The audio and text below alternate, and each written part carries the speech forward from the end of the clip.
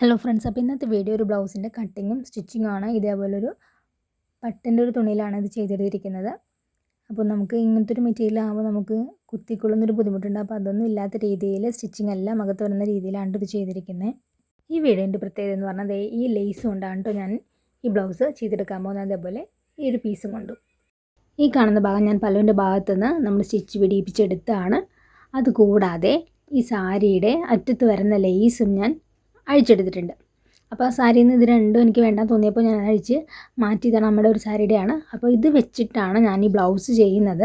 അപ്പോൾ ഈ മുന്താണിയുടെ ഈ ഭാഗം വന്നിരിക്കുന്ന ഭാഗം നമുക്ക് ഫുള്ളായിട്ട് ബ്ലൗസിന് തികയില്ല. ഈ ലേസും കൂടെ നമ്മൾ മുറിച്ചെടുത്ത് ജോയിൻ ചെയ്തെടുക്കുമ്പോഴേ നമുക്ക് സ്ലീവ്സിനും എല്ലാത്തിനും കൂടി തികയുള്ളൂ. അപ്പോൾ നമുക്കിത് എത്രത്തോളം തികയും നോക്കാം. അപ്പോൾ ഞാനിത് കുറച്ച് നാളായി ഇതിങ്ങനെ വെച്ചിട്ട് അപ്പോൾ ഞാൻ ഇതും കൊണ്ട് ഒരു ബ്ലൗസ് ചെയ്യാമെന്ന് വിചാരിച്ചു.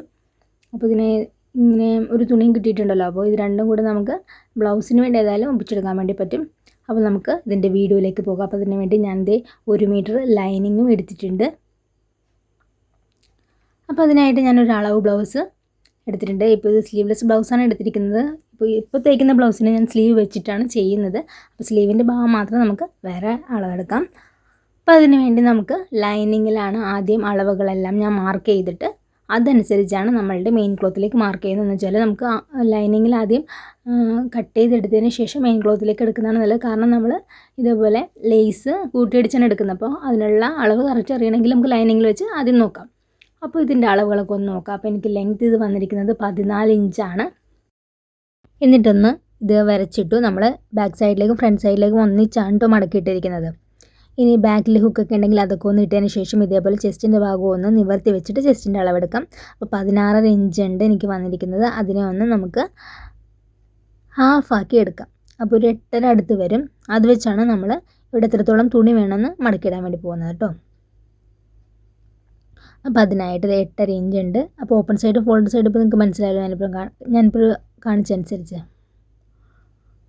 അപ്പോൾ 8.5 ഇഞ്ച് നമുക്ക് അത് വന്നു. അതിൻ്റെ ഒപ്പം 2 ഇഞ്ച് നമുക്ക് സീം അലവൻസും കൂടി എടുക്കാം. അപ്പോൾ 8.5യുടെ കൂടെ 2 ഇഞ്ച് കൂട്ടുമ്പോൾ നമുക്ക് 10.5 വരും. അതിൻ്റെ ഒപ്പം 2 ഇഞ്ച് നമ്മൾ ടക്കിടാനും കൂടി എടുക്കണം. അപ്പോൾ നമുക്ക് 12.5 വരും. റൗണ്ട് ചെയ്ത് നമുക്കൊരു 13 ഇഞ്ചിൽ ഒന്ന് മാർക്ക് ചെയ്ത് കൊടുക്കാം. നമുക്ക് തയ്ക്കുമ്പോൾ അങ്ങോട്ട് ഇങ്ങോട്ട് കയറി കുറച്ചൊക്കെ പോയാൽ ഒരു 1/2 ഇഞ്ചിൽ കിട്ടും. അപ്പോൾ നമുക്ക് 13 ഇഞ്ചിലാണ് നമുക്ക് വിട്ട് വേണ്ടത്. അത് മാർക്ക് ചെയ്യുക. എനിക്കിപ്പോൾ ഷോൾഡർ ഇവിടെ വന്നിരിക്കുന്നത് 2 ഇഞ്ചാണ്. സ്ലീവ്ലെസ് ആയതുകൊണ്ടാണ് ഷോൾഡർ ഇവിടെ അത്രയും കുറഞ്ഞിരിക്കുന്നത്. അല്ലാതെ നമുക്ക് ഒരു 3 ഇഞ്ച് ഷോൾഡർ കൊടുക്കാവുന്നതാണ്. അതിനുശേഷം നെക്കിൻ്റെ ഭാഗം ഇതേപോലെ ഒന്ന് മടക്കി നോക്കിയാൽ നമുക്ക് കറക്റ്റ് അളവ് കിട്ടും. അപ്പോൾ എനിക്കിവിടെ 3.5 ഇഞ്ചാണ് നെക്കിന് വന്നിരിക്കുന്നത്. അപ്പോൾ 3.5 ഇഞ്ച് നെക്കിനും ഷോൾഡറിനും 3 ഇഞ്ച്. അപ്പോൾ നമുക്ക് ഷോൾഡറും നെക്കും കൂടെ 6.5 ഇഞ്ചാണ് വേണ്ടത്. അപ്പം നമുക്ക് ഇതേപോലെ ഫോൾഡഡ് സൈഡിൽ 3.5 ഇഞ്ച് ആദ്യം നമ്മുടെ നെക്കിന് വേണ്ടി മാർക്ക് ചെയ്യുക. അതിനുശേഷം 3 ഇഞ്ച് ഷോൾഡറിന് വേണ്ടി മാർക്ക് ചെയ്യുക. അപ്പോൾ 6.5 ഇഞ്ചാണ് മൊത്തം വരുന്നത്. നമ്മൾ 4 ആക്കിയാണ് കേട്ടോ മടക്കിയിട്ടിരിക്കുന്നത്. അപ്പോൾ അത് രണ്ടും മാർക്ക് ചെയ്തു. അതിനുശേഷം ആം ഹോളാണ് അളന്നെടുക്കേണ്ടത്. അതിന് വേണ്ടി ഇതേപോലെ ടേപ്പ് പിടിച്ച് ഒന്ന് മടക്കി കൊടുത്താൽ കറക്റ്റ് നമുക്ക് എത്രയാണെന്ന് കിട്ടും. അപ്പോൾ ഇവിടെ എനിക്ക് വന്നിരിക്കുന്നത് 6 ഇഞ്ചിലാണ്.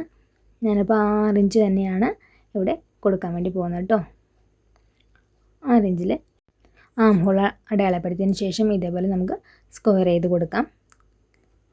എന്നിട്ട് ആം ഹോൾ കർവ് കൊണ്ട് നമുക്ക് ഇതൊന്ന് ഷേപ്പ് ചെയ്ത് വരക്കാം. അതല്ലാന്നുണ്ടെങ്കിൽ നമുക്ക് 1 ഇഞ്ചിൽ ഗ്യാപ്പിൽ ഇതേപോലെ ഒന്ന് കർവ് ചെയ്ത് എടുത്താലും മതിയാവും കേട്ടോ. അപ്പോൾ ആം ഹോൾ കർവ് ചെയ്ത് കൊടുത്തു. ഇനി അതിന് ശേഷം നമുക്ക് ചെസ്റ്റിൻ്റെ അളവാണ് വേണ്ടത്. ചെസ്റ്റിൻ്റെ അളവ് നമ്മൾ നേരത്തെ അളവെടുത്തായിരുന്നു. എന്നാലും ഒന്നുകൂടി നമുക്ക് അളക്കാം. ചെസ്റ്റിൻ്റെ ഭാഗം എപ്പോഴും നിവർത്തി വെച്ചിട്ട് അളവെടുക്കുന്നതാണ് നല്ലത്. കാരണം നെക്കിൻ്റെ ഭാഗം കുഴിച്ച് വെട്ടിയിരിക്കുന്നതുകൊണ്ട് അവിടെ അളവുകൾ മാറിപ്പോകാൻ സാധ്യതയുണ്ട്. അപ്പോൾ ചെസ്റ്റിൻ്റെ ഭാഗം എനിക്ക് 8.5 ആയിരുന്നു വന്നിരുന്നത്. അപ്പോൾ 8.5 ഇഞ്ച് ആദ്യം ഞാൻ മാർക്ക് ചെയ്ത് കൊടുത്തു. അതിൻ്റെ ഒപ്പം 2 ഇഞ്ച് സീം അലവൻസ് ആഡ് ചെയ്ത് കൊടുത്തു. അത് നമുക്ക് 1.5 ഇഞ്ച് 2 ഇഞ്ച് സീം അലവൻസ് ഇട്ട് കൊടുക്കാവുന്നതാണ്. നിങ്ങളുടെ ഇഷ്ടം പോലെ ചെയ്യാവുന്നതാണ്. അതിനുശേഷം നമുക്ക് ബ്ലൗസിൻ്റെ താഴത്തെ വിഡ്ത്തൊന്ന് അളന്ന് നോക്കാം. അപ്പോൾ അതിനുവേണ്ടി ഇതേപോലെ നമ്മൾ ഹുക്കൊക്കെ ഉണ്ടെങ്കിൽ അതൊക്കെ കറക്റ്റാക്കി ഇട്ട് വെക്കുക. അപ്പോൾ എനിക്കത് വന്നത് 13 ഇഞ്ചായിരുന്നു. അപ്പോൾ അതിൻ്റെ ഹാഫ് ഞാൻ എടുത്തു. അപ്പോൾ എനിക്ക് 6.5 ഇഞ്ച് വന്നു. അപ്പോൾ 6.5 ഇഞ്ചിൽ ഞാൻ അവിടെ അത് മാർക്ക് ചെയ്തു. അതിനുശേഷം 2 ഇഞ്ച് സീം അലവൻസ് ആഡ് ചെയ്ത് കൊടുത്തു. അതിനുശേഷം താഴെയാണ് നമുക്ക് ടക്കിൻ്റെ അളവ് ഇട്ട് കൊടുക്കേണ്ടത്. അതിനുവേണ്ടി ഒരു 2 ഇഞ്ച് അവിടെ എക്സ്ട്രാ ഒന്ന് മാർക്ക് ചെയ്യുകയാണ്. ഞാനിവിടെ ടക്കെന്ന് ഉദ്ദേശിക്കുന്നത് നമ്മൾ പ്രിൻസസ് കട്ട് ചെയ്തതിന് ശേഷം നമുക്ക് കുറച്ച് ഭാഗം ഷേപ്പ് ചെയ്ത് അത് കട്ട് ചെയ്ത് മാറ്റേണ്ടതാണ്. അതിനാണ് ഞാൻ ഈ ടക്കെന്ന് ഇവിടെ ഉദ്ദേശിക്കുന്നത്. അതിനുശേഷം നമുക്കിത് ജസ്റ്റ് ഒന്ന് ഷോൾഡർ സ്ലോപ്പും കൂടി ഇട്ട് കൊടുക്കാം. ഇനി ഇതിൻ്റെ മെയിൻ ഭാഗമാണ് നമ്മൾ പറയാൻ വേണ്ടി പോകുന്നത്. അതായത് ബെസ്റ്റ് പോയിൻ്റ് നമുക്കിനി മാർക്ക് ചെയ്യണം. നമുക്ക് ബോഡിയിൽ നിന്ന് അത് മെഷർ ചെയ്ത് എടുത്താലും മതിയാകും. ഇതിപ്പോൾ നമുക്ക് ബ്ലൗസിൽ നിന്ന് കറക്റ്റ് കണ്ടുപിടിക്കാനായിട്ട് കുറച്ച് ബുദ്ധിമുട്ടുണ്ട്. അതുകൊണ്ട് തന്നെ ബോഡിയിൽ നിന്ന് നമ്മൾ അളവെടുത്താൽ മതിയാകും. ഒരു 30 to 34 സൈസിനൊക്കെ നമ്മളൊരു 10 ഇഞ്ചിൽ ബെസ്റ്റ് പോയിൻ്റ് ഇതേപോലെ അടയാളപ്പെടുത്തിയാൽ മതിയാകും. ഞാനിപ്പോൾ 10 ഇഞ്ചിലാണത് മാർക്ക് ചെയ്ത് കൊടുത്തത്. മുകളിൽ നിന്ന് ടേപ്പ് താഴേക്ക് വെച്ചിട്ട് 10 ഇഞ്ചിൽ മാർക്ക് ചെയ്തതിന് ശേഷം ഒരു 4 ഇഞ്ചിൽ ഇതേപോലെ ഒന്ന് മാർക്ക് ചെയ്ത് കൊടുക്കുക. 10 ഇഞ്ച് മാർക്ക് ചെയ്ത ആ ഭാഗത്ത് ആണ് നമ്മൾ ഇതേപോലെ ഒന്ന് 4 ഇഞ്ച് വിട്ടിൽ ഇതേപോലെ ഒന്ന് ജസ്റ്റ് ഒരു ഇഞ്ച് പോലെ ഒന്ന് ഇട്ട് കൊടുക്കുക. എന്നിട്ട് അവിടെ നിന്ന് ഒരു സ്ട്രെയിറ്റ് ലൈൻ താഴേക്ക് വരക്കുക. അതിനുശേഷം നമ്മൾ നേരത്തെ പറഞ്ഞ പോലെ ടക്കിടാനായിട്ട് 2 ഇഞ്ച് മാർക്ക് ചെയ്തില്ലേ, അപ്പോൾ 2 സൈഡിലെ വരയുടെ അപ്പുറത്തും ഇപ്പുറത്തും ഓരോ ഇഞ്ച് വീതം മാർക്ക് ചെയ്തിട്ട് ഇതേപോലെ ഒന്ന് വരച്ചെടുക്കുക. അതിനുശേഷം ചെയ്യേണ്ടതെന്ന് വെച്ചാൽ നമ്മൾ ആം ഹോളിൻ്റെ ആ ഭാഗത്തുനിന്ന് ആ സെൻട്രൽ പോയിന്റിൽ നിന്ന് നേരെ ഇതേപോലെയാണ് ഒന്ന് ഷേപ്പ് ചെയ്തൊന്ന് റൗണ്ട് ചെയ്തൊന്ന് വരച്ചെടുക്കുക. അതുകൊണ്ട് നമുക്ക് സിമ്പിളായിട്ട് ഇതിൻ്റെ വരക്കലൊക്കെ അപ്പോൾ കഴിയും. ഇത്ര സിമ്പിളായിട്ട് ഇത് ചെയ്യാൻ വേണ്ടിയുള്ളൂ. ഇനി ഇത് കട്ട് ചെയ്യേണ്ട ഭാഗം ഏതാണെന്ന് ഞാൻ കാണിച്ചു തരാം കേട്ടോ. അതിന് മുന്നേ ആയിട്ട് നമുക്ക് നെക്കിൻ്റെ കാര്യം അങ്ങ് നോക്കാം. അപ്പോൾ അതിന് വേണ്ടി ഞാൻ 8 ഇഞ്ചിലാണ് കേട്ടോ ഇപ്പോൾ നെക്ക് മാർക്ക് ചെയ്യാൻ വേണ്ടി പോകുന്നത്. അപ്പോൾ നെക്ക് നിങ്ങളുടെ ഇഷ്ടത്തിന് മാർക്ക് ചെയ്യാമെന്നാണ്. ഞാനിപ്പോൾ ഫ്രണ്ടിലാണെങ്കിലും ബാക്കിലാണെങ്കിലും ഒരേ അളവിൽ തന്നെയാണ് കേട്ടോ നെക്ക് മാർക്ക് ചെയ്യുന്നത്. നിങ്ങൾ 2 അളവിലാണ് മാർക്ക് ചെയ്യുന്നതെന്നുണ്ടെങ്കിൽ അതനുസരിച്ച് ഓരോ ഭാഗം മാർക്ക് ചെയ്തെടുത്താൽ മതിയാവും. ഞാനിപ്പോൾ 2 സൈഡിലും 8 ഇഞ്ച് ലെങ്ത്തിലാണ് മാർക്ക് ചെയ്യുന്നത്. അതും ഞാൻ ഇതേപോലെ ഒരു റൗണ്ട് നെക്കാണ് 2 സൈഡിലും വെച്ച് കൊടുക്കുന്നത്. അധികം വൈഡായിട്ട് വെച്ച് കൊടുക്കുന്നില്ല. അതുകൊണ്ട് തന്നെ ഞാൻ കുറച്ച് ഇവിടെ ഒതുക്കിയാണ്ട് ഒരു റൗണ്ട് നെക്ക് വരച്ചെടുക്കുന്നത്. അപ്പോൾ അത് വരച്ചു കഴിഞ്ഞു. ഇനി എനിക്ക് കട്ടിങ്ങാണ് ചെയ്യാനുള്ളത്. അപ്പോൾ നമ്മൾ ഫ്രണ്ട് പാർട്ടിലാണ് പ്രിൻസസ് കട്ടിങ്ങിൽ ഒരു ടക്കിൻ്റെ ഭാഗം കട്ട് ചെയ്ത് മാറ്റുന്നത്. ബാക്കിൽ നമ്മൾ ടക്കും അങ്ങനെ ഒന്നും ചെയ്യുന്നില്ല. അപ്പോൾ അതുകൊണ്ട് തന്നെ ബാക്കിലെ കട്ടിങ് ഞാൻ ഫ്രണ്ടിലെ കട്ടിങ്ങിന് ശേഷം ഒന്ന് കാണിച്ചു തരാം. അപ്പോൾ ഷോൾഡർ സ്ലോപ്പ് എല്ലാം 2 ഭാഗത്തും ഒരേപോലെ തന്നെയാണ്. ഞാനപ്പോൾ ഇതിൻ്റെ സൈഡ് ഭാഗമൊക്കെ ഇതേപോലെ ഒന്ന് കട്ട് ചെയ്ത് മാറ്റിയിട്ടുണ്ട്. ഇനി എന്താ ചെയ്യേണ്ടതെന്ന് വെച്ചാൽ നമുക്ക് നെക്കും കൂടെ കട്ട് ചെയ്ത് മാറ്റും. കാരണം 2 സൈഡിലും ഒരേ അളവിലായതുകൊണ്ടാണോ ഞാൻ നെക്ക് ഒന്നിച്ചിട്ട് കട്ട് ചെയ്യുന്നത്. നിങ്ങൾ 2 അളവാണെങ്കിൽ 2 പീസും സെപ്പറേറ്റ് ആക്കിയിട്ട് വേണം കട്ട് ചെയ്യാൻ.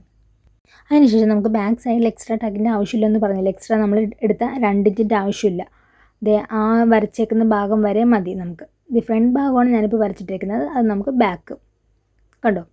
അപ്പോൾ ബാക്ക് സൈഡിൽ നമുക്ക് കണ്ടോ അവിടെ എനിക്ക് വര കാണാം. അതുകൊണ്ടാണ് ഇതേപോലെ വരച്ചെടുക്കുന്നത്. അല്ലെങ്കിൽ നിങ്ങൾ 2.5 ഇഞ്ച് താഴെ ഇങ്ങനെ 2.5 അല്ല 2 ഇഞ്ച് താഴെ അടയാളപ്പെടുത്തിയിട്ട് ഇതേപോലെ ഒന്ന് വരച്ചെടുത്തതിന് ശേഷം കട്ട് ചെയ്താലും മതിയാവും.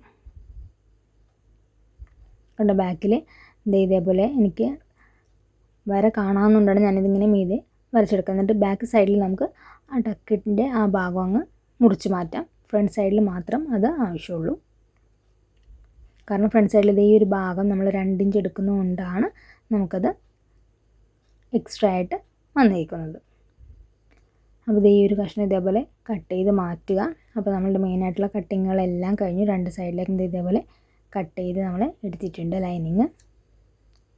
ഇനി നമ്മളുടെ മെയിൻ ക്ലോത്തിലേക്ക് ഇതേപോലെ ഒന്ന് വെച്ചിട്ട് അതുകൂടെ ഒന്ന് കട്ട് ചെയ്തെടുക്കണം. നല്ല വശത്ത് തന്നെയാണ് കേട്ടോ ഞാൻ വെച്ചിരിക്കുന്നത്. അപ്പോൾ എനിക്ക് ബാക്ക് സൈഡിലേക്ക് ഇതേപോലെ കിട്ടി. അതേപോലെ ഫ്രണ്ട് സൈഡിൻ്റെ ഫുള്ളായിട്ടുള്ള പാർട്ടിലേക്ക് കിട്ടിയില്ല. അപ്പോൾ ഈ ഒരു പാർട്ടിലേക്കും കൂടി എനിക്ക് ആവശ്യമുണ്ട്. അപ്പോൾ അതിന് വേണ്ടി ഞാൻ ഇതേപോലെ നമ്മുടെ സാരിയുടെ താഴത്തെ ലേസിൻ്റെ ഭാഗം ഇതേപോലെ ഒന്നിച്ച് ജോയിൻ ചെയ്ത് എടുത്തിട്ടാണ് ഞാനിവിടെ ഈ പീസിന് വേണ്ടി മെയിൻ ക്ലോത്ത് ഉണ്ടാക്കുന്നത്.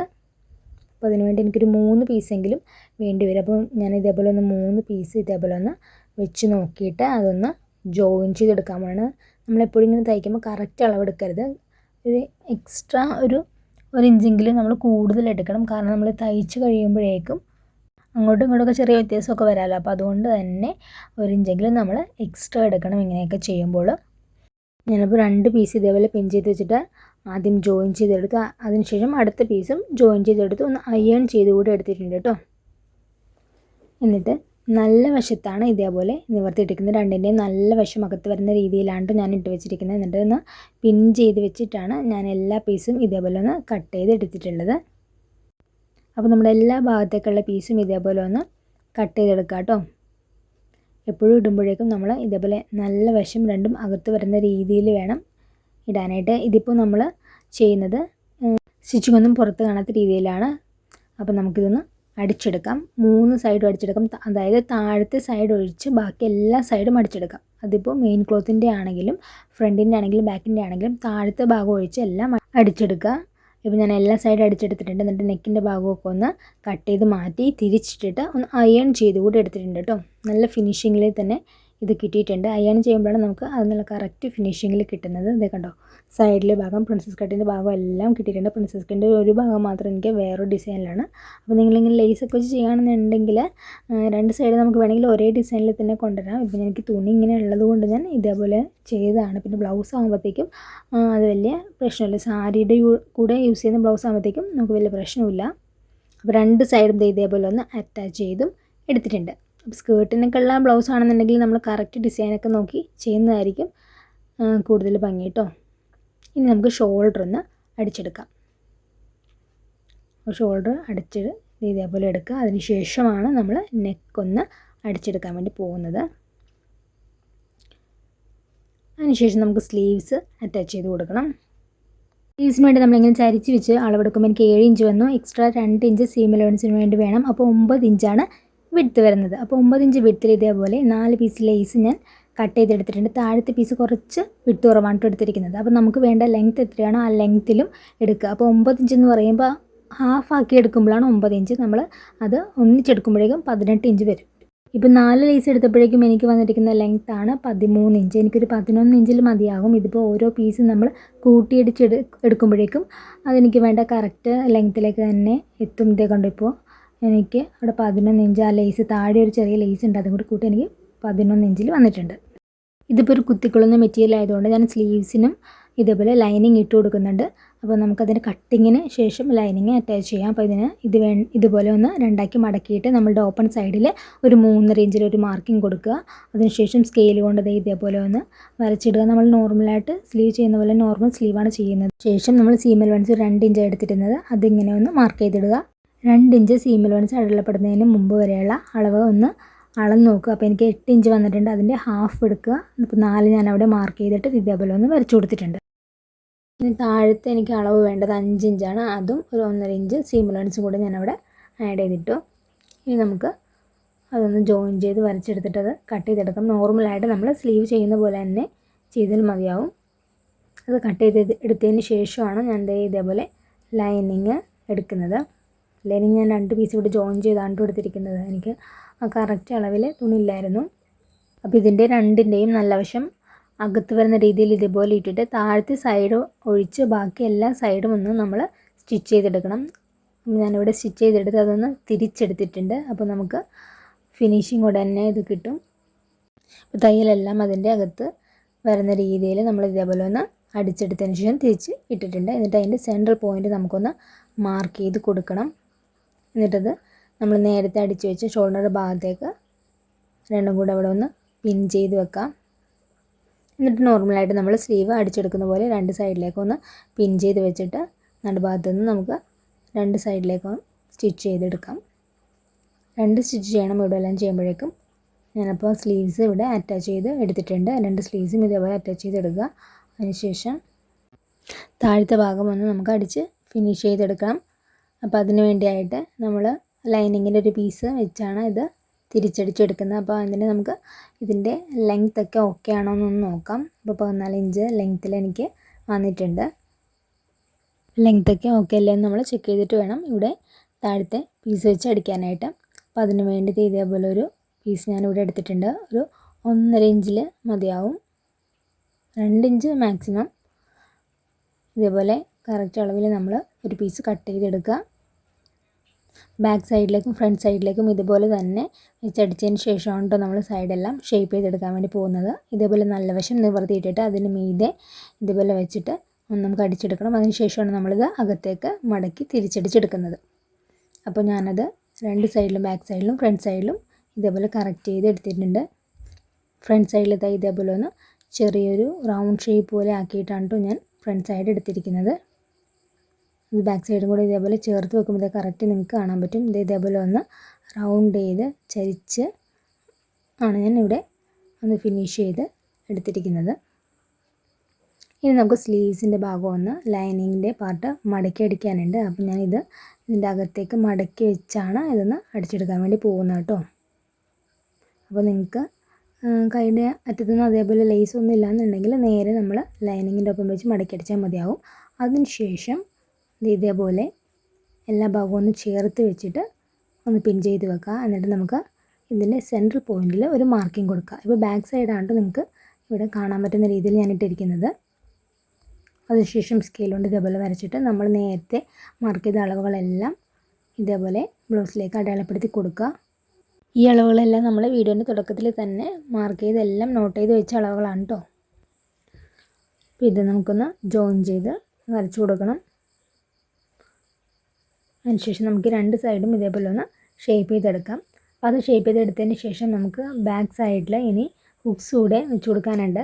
അപ്പോൾ അതിന് വേണ്ടി ഇതേപോലെ ഒരു 2.5 ഇഞ്ചിലും ഒരു 1.5 ഇഞ്ചിലും ഇതേപോലെ 2 പീസ് ഇതേപോലെ കട്ട് ചെയ്തെടുക്കുക. ലെങ്ത്ത് നമ്മളുടെ ബ്ലൗസിൻ്റെ ലെങ്ത്തിനേക്കാളും കുറച്ചുകൂടെ ലെങ്ത്തിൽ ഒരു 1.5 ഇഞ്ച് എക്സ്ട്രാ വേണം എടുക്കാനായിട്ട്.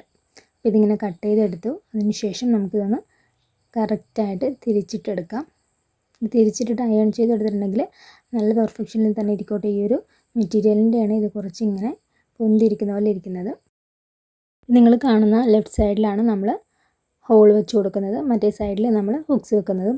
അപ്പോൾ ഹുക്സ് വെക്കുന്ന സൈഡിൽ ഇതേപോലെ നമ്മളുടെ മെയിൻ ക്ലോത്തിൻ്റെ മീതി ഇട്ടിട്ട് വേണം ഒന്ന് അടിച്ചെടുക്കാനായിട്ട്, എന്നിട്ട് വേണം തിരിച്ചിടാൻ. അപ്പോൾ ഞാനിവിടെ ഹുക്സ് വെക്കുന്ന സൈഡാണ് എടുത്തിരിക്കുന്നത്, അതായത് നമ്മൾ ബ്ലൗസ് ഇട്ടപ്പോഴുള്ള റൈറ്റ് സൈഡാണ് ഈ പറയുന്നത്. എന്നിട്ട് കുറച്ച് ഭാഗം ഇപ്പോൾ ഞാൻ വീഡിയോയിൽ കാണിച്ച പോലെ നമ്മൾ അകത്തേക്കൊന്ന് മടക്കി വെച്ചിട്ട് ഇത് കണ്ടോ, രണ്ട് സൈഡും നമ്മൾ അകത്തേക്ക് മടക്കി ഇതേപോലെ വെച്ചിട്ട് വേണം അടിക്കാനായിട്ട്. ഇതിപ്പോൾ നല്ല വശത്ത് വെച്ചാണ് നമ്മൾ ഹുക്സ് വെക്കുന്നതിൻ്റെ ഭാഗത്ത് അടിച്ചെടുക്കുന്നത്. എന്നിട്ട് ഇതേപോലെ അകത്തേക്ക് എടുത്തിട്ട് ഒന്ന് ഫോൾഡ് ചെയ്തിട്ട് നമുക്ക് അതൊന്ന് ഫിനിഷ് ചെയ്ത് നേരെ ഒന്ന് അടിച്ചു പോരാം. ഇനി അടുത്ത ഭാഗത്ത് നമ്മൾ ഉൾവശത്ത് പീസ് വെച്ചിട്ടാണ് അടിച്ചെടുക്കേണ്ടത്. ഇതേപോലെ തന്നെ അകത്തേക്ക് കുറച്ച് മടക്കി വെച്ചിട്ട് ഉൾവശത്ത് വെച്ച് അടിച്ചെടുത്തതിന് ശേഷമാണ് നമ്മൾ നല്ല ഭാഗത്തേക്ക് ഇത് തിരിച്ചെടുക്കുന്നത്.